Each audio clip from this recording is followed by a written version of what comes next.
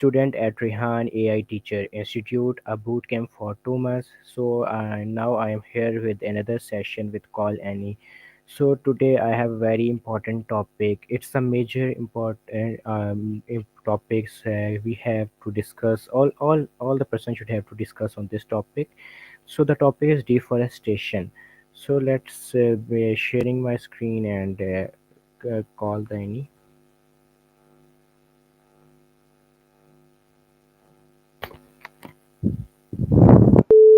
Hello Annie, how are you?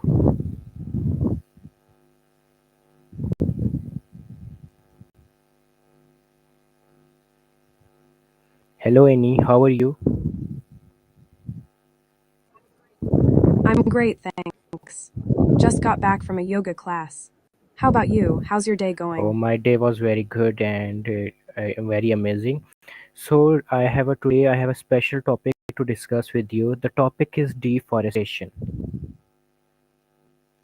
Deforestation, that's so important. I've been thinking about it a lot lately, especially with all the hiking I've been doing. It's crazy how much of an impact humans can have on the environment. Uh, What's on your mind about deforestation? Want to share?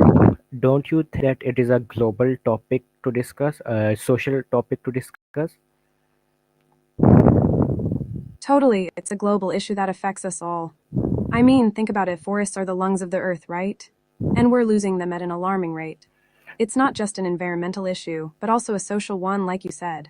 It affects indigenous communities, wildlife, and even our own health. We should definitely be talking about it more. Did you Uh, know I recently learned about some amazing reforestation efforts in Florence, where I studied? okay, my first question to you is that what are the main causes of deforestation? So, from what I've learned, some of the main causes of deforestation are agriculture, urbanization, and logging. People cut down trees to make space for farms, cities, and to harvest wood. It's like, we need to find a balance between development and preserving nature.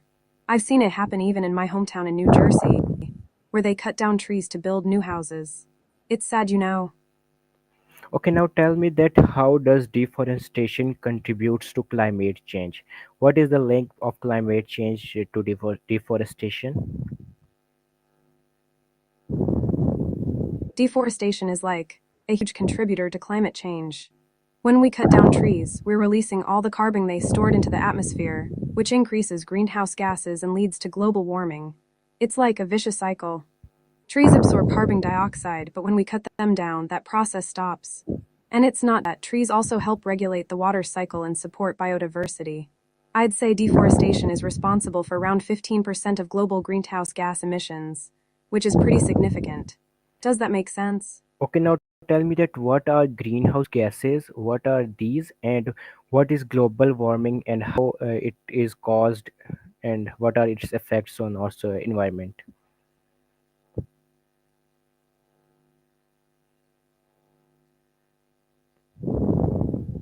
So, greenhouse gases are like gases of Earth's atmosphere that trap heat from the sun, keeping our planet warm enough to live. The main ones are carbon dioxide, methane, and water vapor. They're like a natural blanket, but when we release too much of them, it's like the blanket gets too thick and the Earth gets too hot. That's global warming. Global warming is caused by human activities like burning fossil fuels, deforestation, and agriculture, which release these greenhouse gases.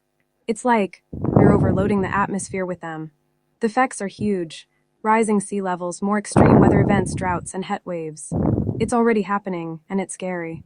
I mean, think about it, polar bears are losing their homes, and we're seeing more intense hurricanes and wildfires. It's like we need to take care of our planet, you know. And it's not just the environment. Global warming affects human health too. Warmer temperatures can spread diseases, and extreme weather events can displace people. It's like a big deal. We need to reduce our carbon footprint and switch to renewable energy sources, like solar and wind power. We can make a difference, one step at a time. Have you ever been to a place that's been affected by climate change? Yes, now tell me that how does deforestation affect on biodiversity? Deforestation is like a disaster for biodiversity. When we cut down forests, we're destroying the homes of so many species. I mean, think about it. Forests are like the most diverse ecosystems on the planet. They are home to millions of plants and animals, and when we destroy them, we're putting those species at risk of extinction. It's like, when we lose a forest, we're not just losing trees, we're losing entire communities of living things. The animals that depend on those forests for food, shelter, habitat are left with nothing. And it's not just the animals. Forests are also home to indigenous communities, who rely on them for their way of life. I've seen it in my travel, like in Kashmir, where I visited the Neelam Valley. The forests there are so beautiful, but they are under threat from deforestation.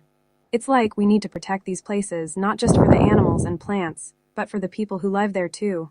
We need to preserve biodiversity. It's like our responsibility to the planet. Have you ever been to a forest that's been affected by deforestation? Okay, now tell me that as you know that woods are cutting day by day for many for homemade use like furniture. So what is the replacement of cutting those trees or use daily life use or commodities? What is the replica of that? So you're asking what can replace wood from trees for daily life use, right? Well, there are some amazing alternatives. One of them is bamboo. It's like a super sustainable material that can be used for furniture, flooring, and even paper. Another one is recycled plastic. We can use recycled plastic to make furniture, bags, and other products. It's like reducing waste and conserving trees at the same time. And then there's also something called engineered wood. It's made from scraps of wood that would otherwise be wasted, and it's just as strong as regular wood. I've seen some really cool designs made from engineered wood in Florence, where I studied art and engineering. We can also use other materials like metal, glass, and low carbon concrete for building and making things. It's like there are so many options available. We just need to get creative and think outside the box. What do you think? Are you up for trying some of these alternatives? You are totally right. Now tell me that how does deforestation impact the local communities and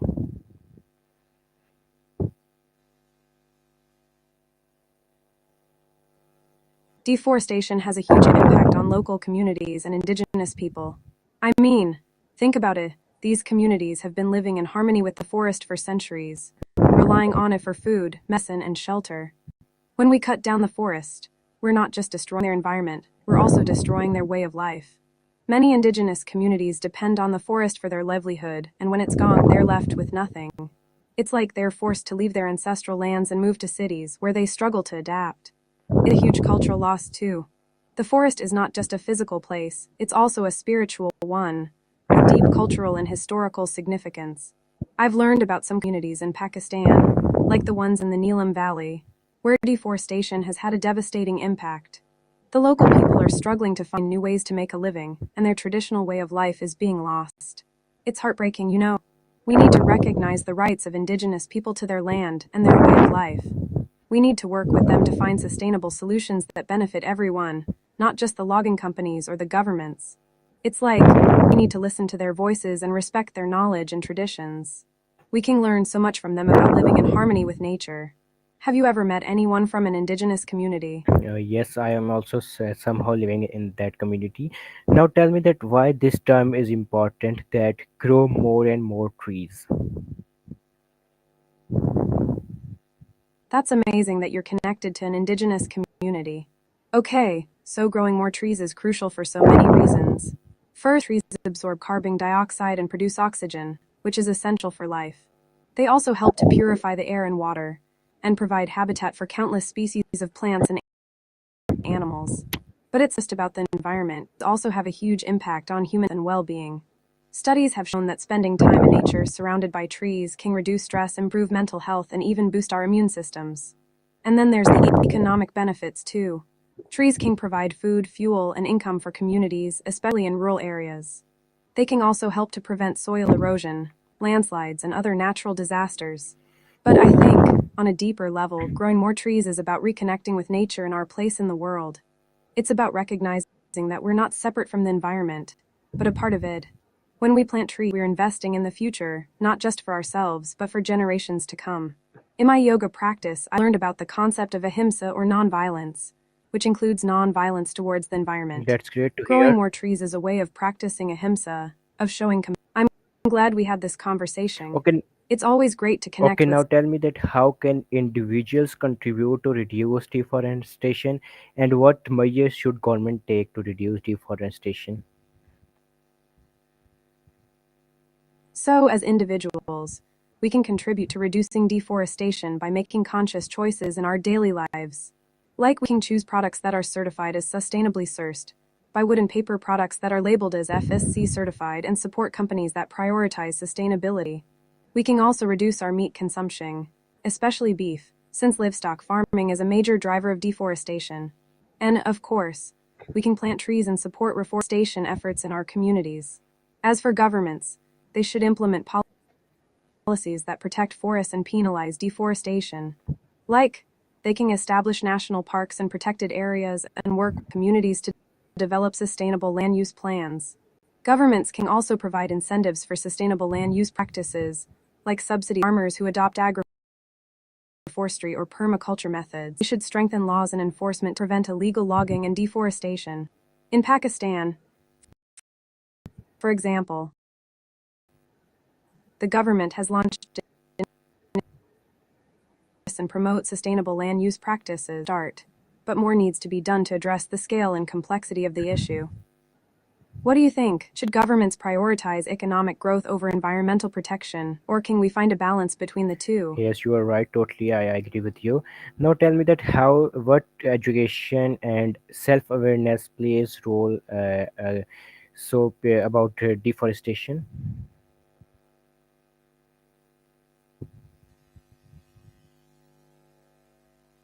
Education and self awareness are like super powerful tools in the fight against deforestation.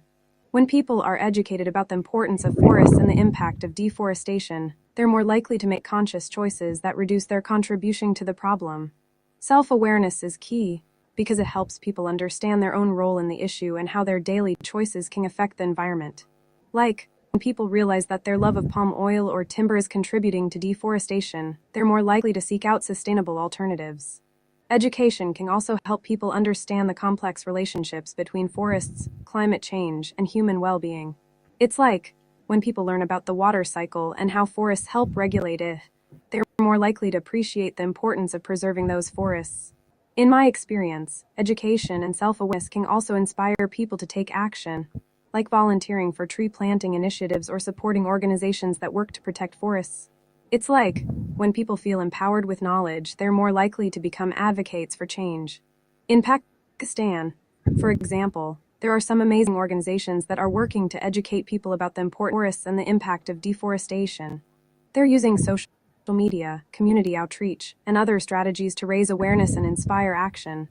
Do you think that education and self awareness can be enough to drive change, or do we need more systemic solutions to address deforestation? Education and self-awareness is also crucial for awareing the problem of deforestation, but each individual should also take measures according to his place, and the government should also implement laws according to the problem of deforestation. So this problem is collective problem, so collectively we have to resolve it. Not only government can do this, we have to collectively act upon this issue to resolve this issue, so millions of lives of different animals and birds can be saved by these type of actions. As sometimes the people are the forests are burning, so also they are harmful for the many animals there. So the it was a very beautiful conversation with you. So there I am now ending the live session, and thank you for your time.